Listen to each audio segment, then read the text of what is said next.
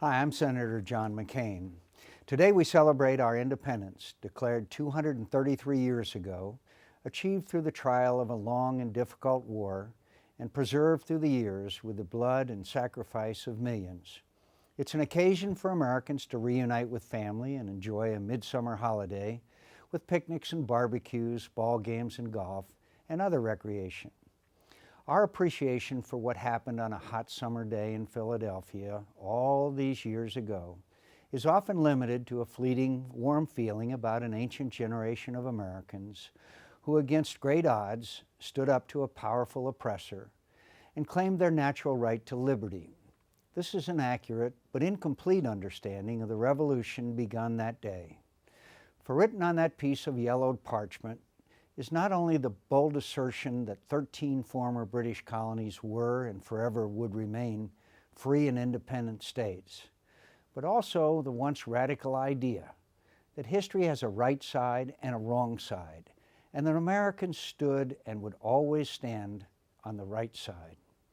The signers put their names and ransomed their lives to a universal, not just a national ideal, that all human beings everywhere, not just Americans, not just the mostly well-off, white men gathered in Philadelphia for the occasion, are created equal and endowed by their Creator with certain unalienable rights. Among these are life, liberty, and the pursuit of happiness. We've not always been true to that ideal and the rights guaranteed by our Constitution. Slavery, Jim Crow, the disenfranchisement of women, were betrayals of the principles enshrined in our founding documents and had to be conquered before we could claim without qualification to be firmly on the right side of history. But we overcame our faults, corrected our mistakes, and in the unfinished story of our republic, we continue our progress toward a more perfect union. And in the struggle to do so, we have achieved greatness. Our wealth and power, unequaled by any nation before or since, are not the cause of our greatness. Our ideals have made us great. We are strong and prosperous because we are free, not the other way around. We have marched in fits and starts toward the right side of history and have ascended to a most exalted station in the affairs of mankind, leader of the free world. It's a great tribute to us, but also a great responsibility.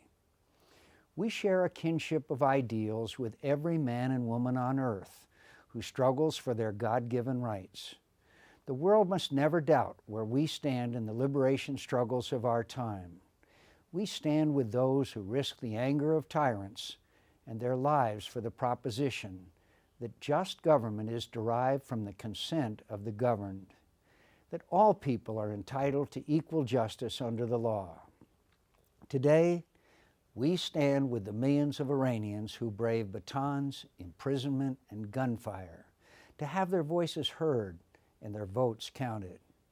They do not ask us to arm them or come to their assistance with anything other than public declarations of solidarity and public denunciations of the tyrants who oppress them. We have a moral obligation to do so. There are those among us who warned that a strong and unequivocal declaration of moral support for Iranians would be used by the cruel regime in power there to convince their subject people that the United States is behind the civil unrest they have attempted to hide from the world. But the regime will make that claim no matter what we say or do.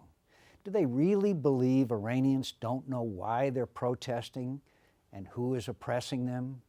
Do they think Iranians whose votes were discarded, whose voices have been ignored, whose lives have been threatened by the regime they wish to be rid of, will think America has put them in that position?